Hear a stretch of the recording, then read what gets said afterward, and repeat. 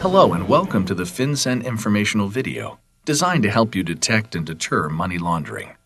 FinCEN stands for the Financial Crimes Enforcement Network, a bureau of the U.S. Department of the Treasury. This video will tell you about federal regulations under the Bank Secrecy Act, often referred to as the BSA. These regulations may require your business to report suspicious financial activity. You will also learn how to recognize suspicious activity. We all know money is often the motive for committing a crime. Because money can also be evidence of a crime, criminals need to hide their illegally obtained money in order to use it without fear of being arrested for their crimes. The process of hiding or disguising the source of illegally obtained money in an effort to make it appear legitimate is called money laundering. Money launderers move the proceeds of crime or dirty money into and through the global financial system in an effort to clean the money so it appears to be obtained legitimately. Step 1 involves the placement of money into financial institutions such as MSBs, banks, securities brokers or dealers, casinos, and more. After criminals place the money into financial institutions, it is layered into the financial system through financial transactions, including bank withdrawals, wire transfers, and the buying of monetary instruments. The final step in laundering money is the integration of that money into the economy through purchases of items such as boats, houses, cars, and businesses. And, just like the crimes it tries to hide, money laundering is a crime. Money laundering is a process that may involve a variety of techniques and strategies. But the ultimate goal is to launder the money through a series of transactions. These transactions are designed to disguise the paper trail leading back to the original crime. So how do criminals launder money? Let's take a closer look. One very common way criminals attempt to place illegally obtained or dirty money into the financial system is by designing a transaction to evade a Bank Secrecy Act reporting or record-keeping requirement. This is called structuring. Structuring is a federal crime and must be reported by filing a Suspicious Activity Report, or SAR, if the amount involved is $2,000 or more. To understand your obligation to help prevent money laundering, we'll need to review BSA reporting and record-keeping requirements. If your business provides check cashing, currency dealing, or exchange, or you issue, sell, or redeem money orders, traveler's checks, or stored value, and you do business of more than $1,000 with the same person in any of these activities on the same day, your business is a money services business, or MSB. However, if your business provides money transfers, it's automatically an MSB. MSBs are financial institutions under the Bank Secrecy Act. Certain MSBs are required to register with FinCEN. Under the BSA, all MSBs are required to have anti-money laundering compliance programs. In addition, MSBs are required to maintain certain records and to report certain transactions to FinCEN. The BSA requires MSBs to report cash transactions of more than $10,000 to FinCEN using a Currency Transaction Report, or CTR. These transactions can be either cash in or cash out, by or on behalf of the same person on any one day. MSBs then must keep a copy of the CTR for 5 years from the date of filing the report. MSBs must also record cash purchases of money orders and traveler's checks of $3,000 to $10,000 inclusive. That means cash purchases of more than $2,999 and under $10,001. MSBs must also keep these records for 5 years. MSBs must record money transfers, both sent and received, of $3,000 or more, regardless of the method of payment. That means it doesn't matter if the payment is in cash, by check, credit card, or in any other form of payment for a money transfer of $3,000 or more. The MSB must keep a record of it. MSBs must keep these records for 5 years. MSBs must record currency exchanges of more than $1,000 and must keep these records for 5 years.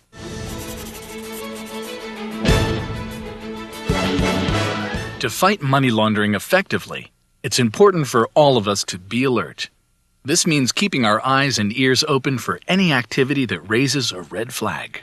Examples of red flags include a customer changes their story or gives conflicting information when asked for identification. A customer refuses to provide identification. A customer requests several transactions just below record-keeping or reporting thresholds. 2 or more customers work together to evade the BSA reporting or record-keeping requirement. A customer tries to get you to bend the rules just this once, or offers you a bribe. A customer makes several transactions on the same day at different locations or branches of your business. Other factors that should contribute to your decision about whether or not to file a SAR include the size, frequency, and nature of the transactions, your experience with the customer and other individuals associated with the transaction, if any, and the norm for such transactions within your line of business and geographic area. Remember, a SAR is not an accusation. A SAR is not made public, but a SAR is a way to alert law enforcement to possible illegal activity. It is also important to remember that a customer cannot be told if or when a SAR is filed. In fact, it is illegal to disclose a SAR or the information contained in a SAR except upon request to FinCEN or appropriate law enforcement and regulatory agencies. Remember, criminals structure transactions to evade Bank Secrecy Act reporting and record-keeping requirements. When that happens, certain MSBs are required to file a Suspicious Activity Report, or SAR. Here's what the Bank Secrecy Act requirement is for filing a SAR. A SAR must be filed when the MSB knows, suspects, or has reason to suspect that the transaction or pattern of transactions is both suspicious and involves $2,000 or more, $5,000 or more if identified by issuers reviewing clearance records. You may wonder how to identify a suspicious transaction. A transaction or pattern of transactions is suspicious if it's one or more of the following. It involves illegally obtained money, or funds derived from illegal activity, or tries to hide or disguise illegally obtained money. It is designed to evade BSA requirements through structuring or other means.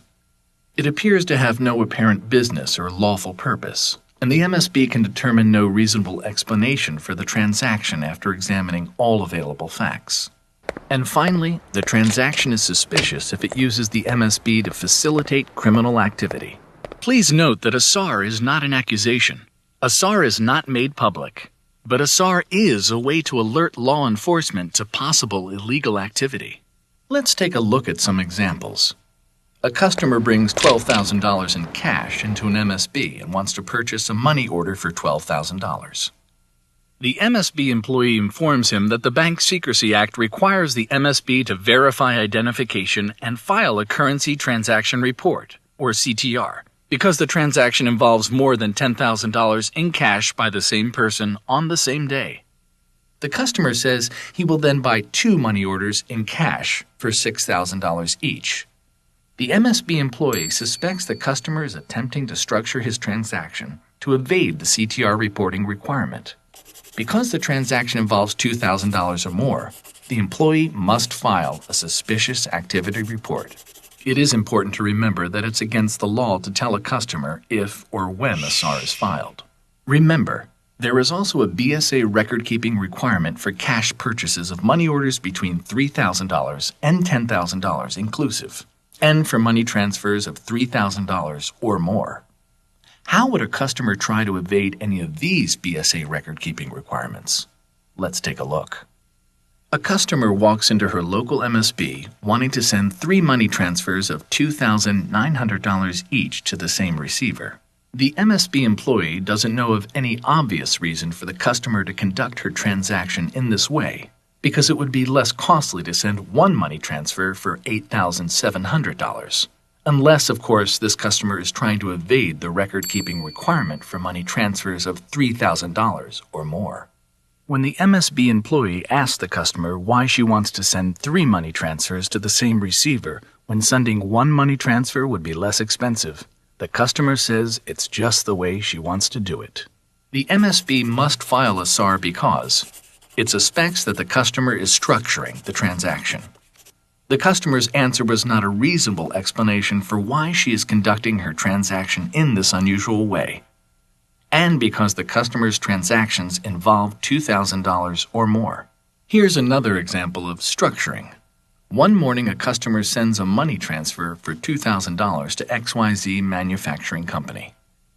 An hour later, another customer sends another money transfer, also for $2,000 to XYZ Manufacturing Company.